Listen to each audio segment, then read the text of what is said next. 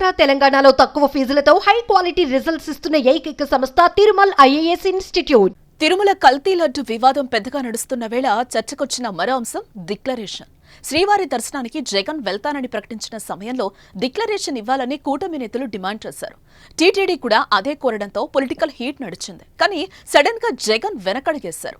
వేరే కారణాలు చెప్పి తిరుమల పర్యటననే క్యాన్సిల్ చేశారు. కానీ ఆ రోజు జగన్ చెయ్యలేని పని నేడు పవన్ చేసి చూపారు.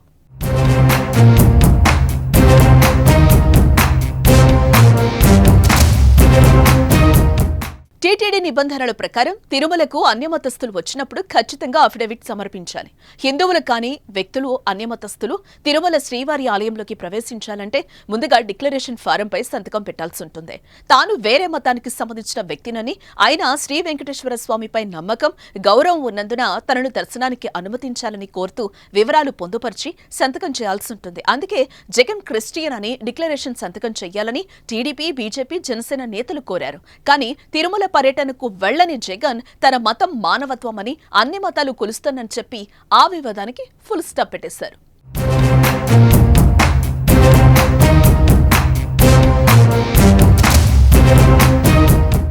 కట్ చేస్తే ప్రస్తుతం తిరుమలలో పవన్ పర్యటన కొనసాగుతోంది. ప్రాయశ్చిత దీక్ష విరమించే కార్యక్రమంలో భాగంగా ఆయన కాలినడకన తిరుమలకు చేరుకున్నారు. పవన్ తో పాటు తన ఇద్దరు కుమార్తెలు ఆద్య, పొలెన అంజనా కూడా తిరుమల శ్రీవారి దర్శనానికి వచ్చారు.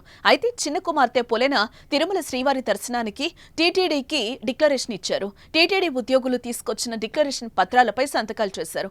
ఆమె మైనర్ కావడంతో తండ్రిగా పవన్ కళ్యాణ్ కూడా డిక్లరేషన్ పత్రాలపై సంతకాలు చేశారు.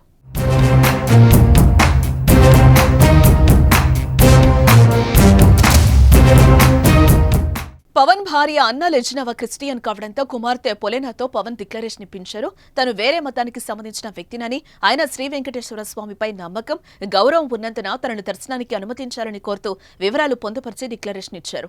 ఈ విషయం ఇప్పుడు హాట్ టాపిక్ గా మారింది. డిక్లరేషన్ వివాదం నేపథ్యంలో జగన్ ఏకంగా తిరుమల పర్యటనే రద్దు చేసుకుంటే పవన్ కళ్యాణ్ తన కూతురుతో డిక్లరేషన్ పై సంతకం చేయించడం, తండ్రిగా తాను సంతకం చేయడం రాజకీయంగా చర్చకు దారితీసింది.